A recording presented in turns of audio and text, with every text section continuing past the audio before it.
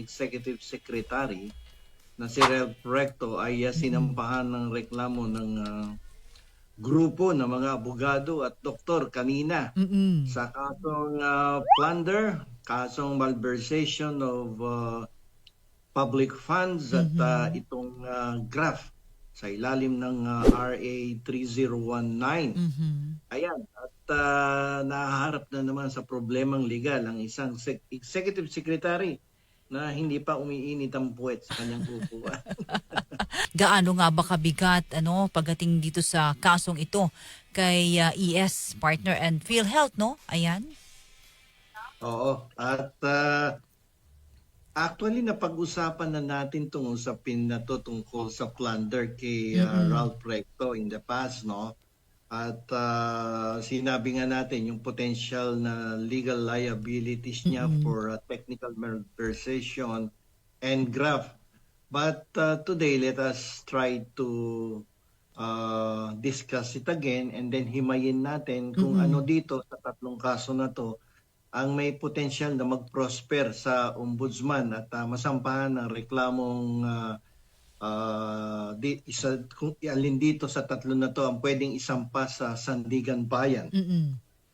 So, unahin natin, Ayun, partner. gaya nga ng sinabi ng mga ilang legal experts at mismong mga retiradong justices ng Korte Suprema, kung Mhm. sakasakaling isasampa ang reklamong plunder, no, sa ombudsman ay medyo mahina-hina ang kasong plunder sa kaso laban kay Ralph Recto sapagkat pag sinabing plunder Mm. ay kinakailangan na mapunta mismo sa bulsang personal ni Ralph Recto at Ah, mapatunayan na talagang kinuha niya, there was an intention to acquire wealth and binulsa niya ang anumang halaga na, oo. na na nandoon sa PhilHealth funds na to na tinransfer papunta sa National Ah, Treasury. At okay.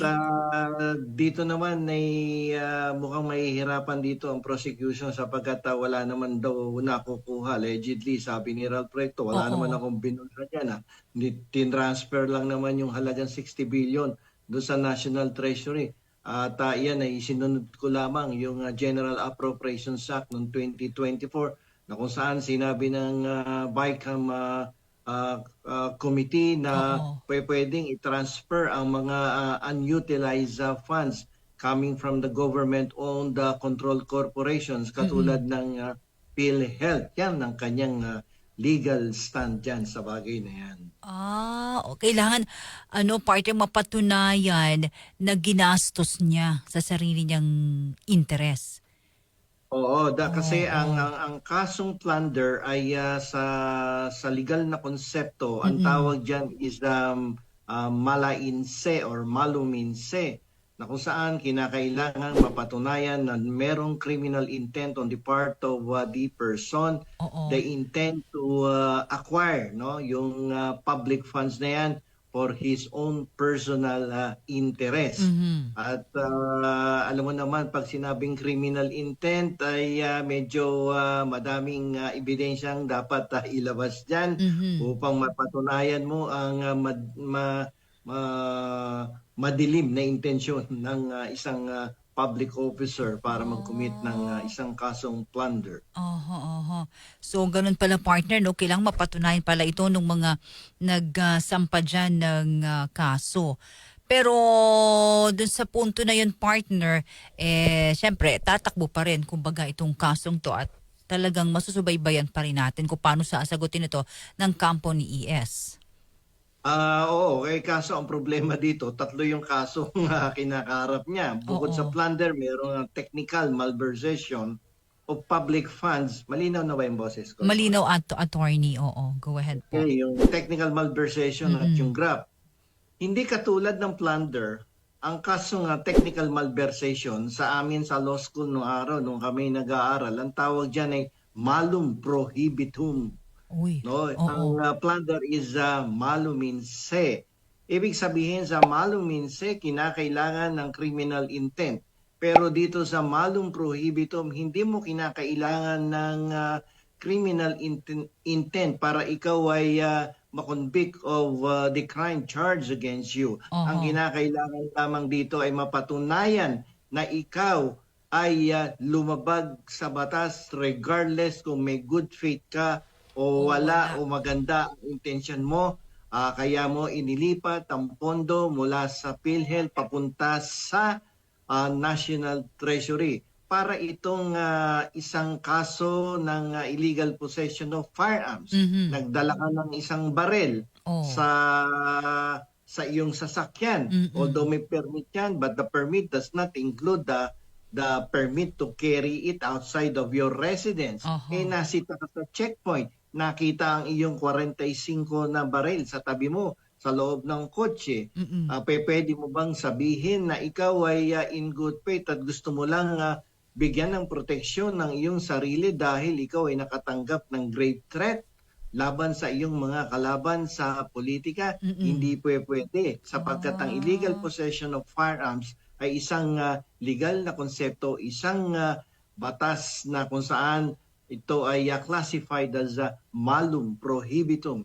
Ang pagdadala lang mismo sa labas ng bahay ng barel Mm-mm. ay pinagbabawal. So pwede kang makonvict regardless of your intention. Ah. So partner, dito meron pa ring sabi mo nga 'di ba sa paliwanag mo dati, may nilabag talaga. Diyan nga may hirapan si Real Recto sapagkat medyo madulas yung technical malversation.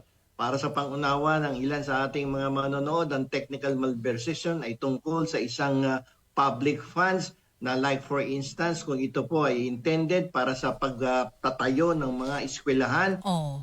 like for instance 100 million pesos, pero ang ginawa ng public officer Mm. who is accountable for that public funds ay dinivert niya ang purpose from the construction of school buildings to the construction of highways or bridges. So yung pag-divert ng pondo for a Pondo. public purpose, although there is no bad intention on the part of the public officer na kuhanin niya yung pondo, pero gagamitin ko lang naman sa pagpapatayo ng isang tulay sa probinsya na kung saan ay natira na yung dating tulay. Oo. Pero ang nakalagay sa General Appropriations Act ay ito ay para sa pagpapatayo ng eskwelahan. So regardless of your intention, whether or not may criminal intent ka, Mm-mm. ang paglipat ng pondo mula sa pagpapatayo ng eskwelahan papunta sa pagpapatayo ng tulay o ng mga kalye Oo. ay labag na sa ilalim ng Article 220 ng Revised Penal Code na kung tawagin natin ay technical malversation. Malversation. Kapag ikaw ay napuntig dyan, ikaw ay pwedeng magbakasyon sa kulungan. Agoy, partner. Agoy, ayan. Keral Preto, pwede niyang lusutan ang plunder but Pero, he cannot evade Oo. the charges against him for technical malversation. Okay. Sa technical malversation, you cannot invoke good faith. Oo. Walang good faith Mm-mm. sa technical malversation.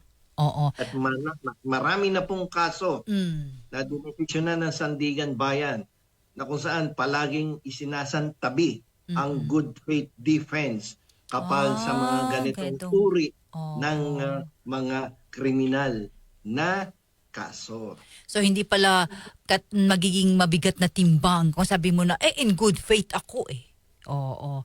Hindi nga pwedeng Oo, invoke yung good faith dito sa technical malversation.